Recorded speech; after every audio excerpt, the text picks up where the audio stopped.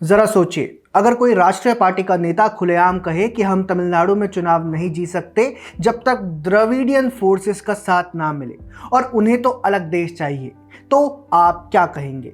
ये कोई व्हाट्सएप अफवाह नहीं है दोस्तों, ये बयान है कांग्रेस के वरिष्ठ नेता मणिशंकर अय्यर का। वही मणिशंकर अय्यर जो पहले पीएम मोदी को नीच आदमी कह चुके हैं और अब भारत के अंदर अलगाव की राजनीति को वैधता दे रहे हैं। आप ये वीडियो देखिए।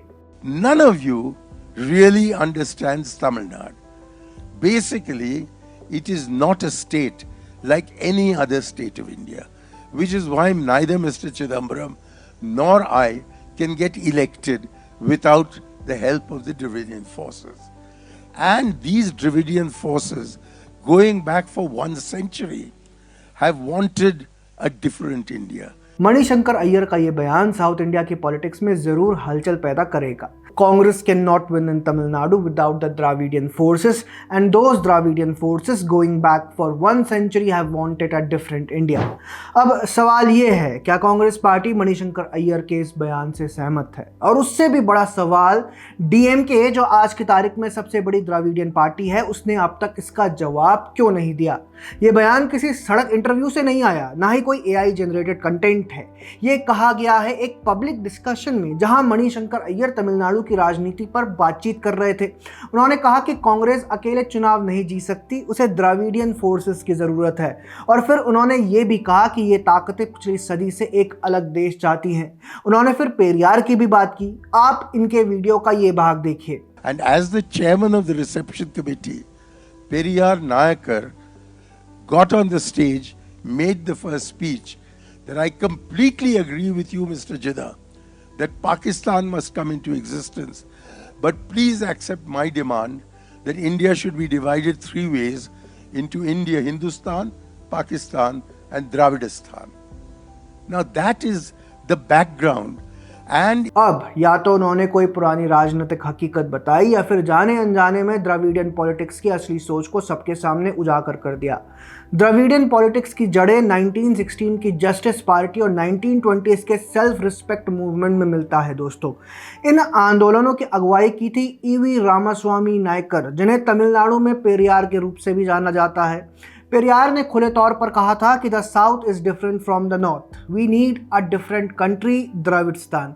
उन्होंने 1940 के दशक में जिन्ना की ही तरह द्रविड़ नायडू या फिर द्रविड़स्तान की मांग की, यानी कि एक अलग देश जिसमें तमिलनाडु, आंध्र, केरल और कर्नाटक शामिल हो।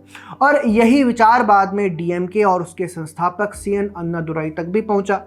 अन्नादुराई ने कहा था, we don't want to break India, we just want more power for the south. लेकिन ध्यान दीजिए, ये वही आंदोलन था जिसकी शुरुआत सेपरेट कंट्री के नारे से हुई थी। 1963 में नेहरू सरकार ने 16th अमेंडमेंट लाया, जिसके बाद किसी भी तरह की सेपरेटिस्ट डिमांड को गैर कानूनी घोषित कर दिया गया।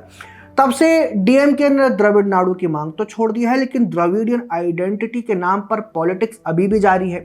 और तब से लेकर आज तक centre versus state, Hindi versus Tamil और नॉर्थ वर्सेस साउथ के मुद्दों पर टिकी रही है। अब आइए आज पर लौटते हैं। डीएमके आज तमिलनाडु की सत्ताधारी पार्टी है, एमके स्टालिन मुख्यमंत्री हैं और उनकी पार्टी खुद को द्राविडियन प्रोग्रेसिव कहती है। लेकिन सवाल उठता है, जब कांग्रेस के वरिष्ठ नेता कहते हैं कि Dravidian forces want a separate country, तब डीएमके चुप क्यों है?